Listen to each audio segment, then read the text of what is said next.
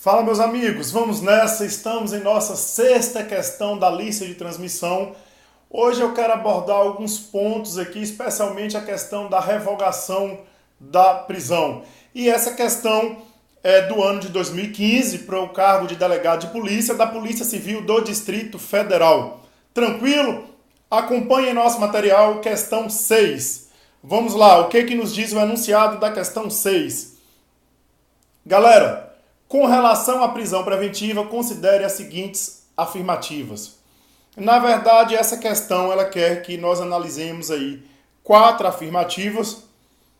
Vamos marcar se essas afirmativas são verdadeiras ou falsas e ao final nós vamos enquadrar em uma das proposições que são oferecidas no final da questão. Vamos analisar então essas 4 assertivas e ver quais são falsas e quais são verdadeiras. A primeira nos diz: cabe pedido de revogação da prisão preventiva quando, ao longo do processo, não subsistirem mais os motivos que justificaram a sua decretação. Exatamente, pessoal, exatamente. Veja que a prisão aqui ela não é ilegal. Houve uma prisão preventiva e ao longo do processo não mais existe o motivo ou os motivos que justificaram a prisão preventiva lá quando ela foi decretada. Isso porque a revogação ela é justamente para isso, para a prisão legal. Eu vou falar em revogação da prisão quando a prisão for uma prisão legal, os pressupostos deixaram de existir, o juiz vai revogar aquela decisão justamente porque a situação fática mudou, a situação fática não é mais a mesma. Então veja, seja uma prisão preventiva, seja uma prisão temporária, ela foi decretada aí porque era interessante a investigação ou ao processo, deixou de existir o pressuposto, ela será revogada pela autoridade judiciária. Então sempre quando eu falar em prisão preventiva ou em prisão temporária revogada, significa que a prisão era legal, simplesmente os fundamentos ou os pressupostos que a justificaram deixaram de existir e por isso a autoridade judiciária revoga a prisão. Então anotem aí, a revogação é para uma decisão judicial legal. A revogação ela é aplicada para uma decisão judicial que decretou a prisão, seja preventiva, seja temporária. A prisão foi decretada legalmente e no curso do tempo os motivos deixaram de existir, consequentemente a prisão foi revogada. A assertiva número 1 aí, a primeira afirmativa está correta. Vamos para a nossa segunda afirmativa. Cabe pedido de relaxamento da prisão preventiva quando, ao longo do processo, não subsistirem mais os motivos que justificaram sua decretação. Pessoal, errado. O que acontece? Enquanto a revogação da prisão é para uma decisão judicial legal e os motivos que justificaram aquela decisão legal deixaram de existir, eu vou ter a revogação, o relaxamento ele vai combater uma prisão ilegal.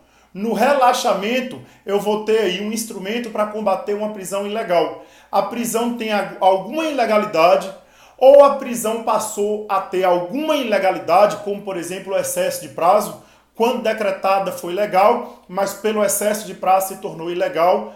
Diante da ilegalidade, eu tenho o relaxamento. Veja a diferença. A revogação da prisão é contra uma decisão judicial legal. A decisão está tranquila, simplesmente os pressupostos deixaram de existir, o juiz revoga. O relaxamento é contra uma prisão ilegal. E a segunda questão, ela diz que cabe o pedido de relaxamento da prisão preventiva quando, ao longo do processo, não subsistirem mais os motivos que justificaram sua decretação.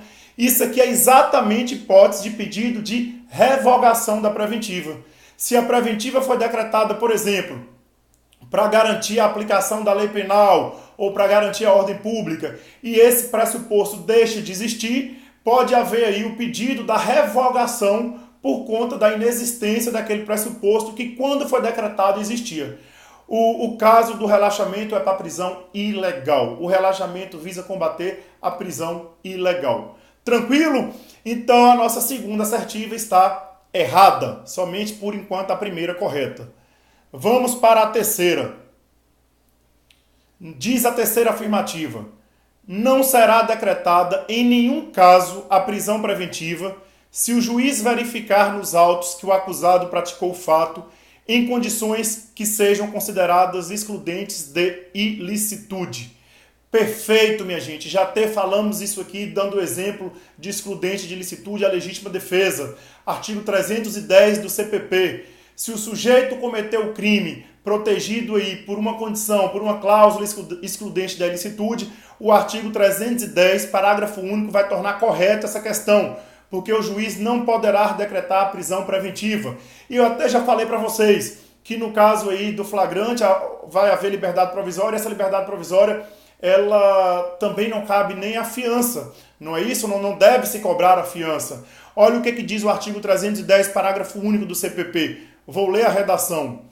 Se o juiz verificar, pelo auto de prisão em flagrante, que o agente praticou o fato nas condições constantes dos incisos 1 a 3 do caput do artigo 23 do Código Penal, poderá fundamentadamente conceder ao acusado liberdade provisória, mediante termo de comparecimento a todos os atos processuais, sob pena de revogação. Então veja, crime praticado sob cláusula de excludente de ilicitude, ele não cabe prisão preventiva. Artigo 310, parágrafo único. A assertiva terceira, a terceira afirmativa também está correta. Vamos para a nossa quarta afirmativa. Nos diz que a prisão preventiva será determinada quando não for cabível a sua substituição por outra medida cautelar. Perfeito, pessoal.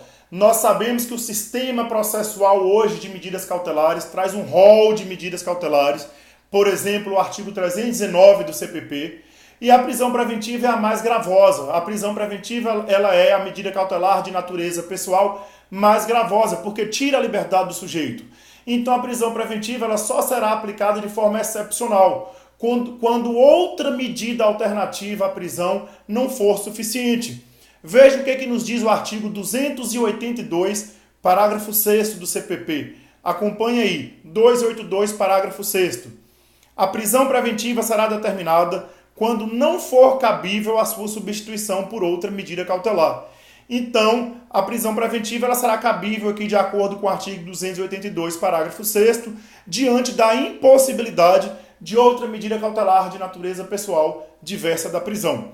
Então veja que está correta aqui a assertiva 1, a assertiva 3 e a assertiva 4, não é isso? Salvo engano, só está equivocada a assertiva 2, exatamente, a 1 correta, a 3 correta, a 4 correta.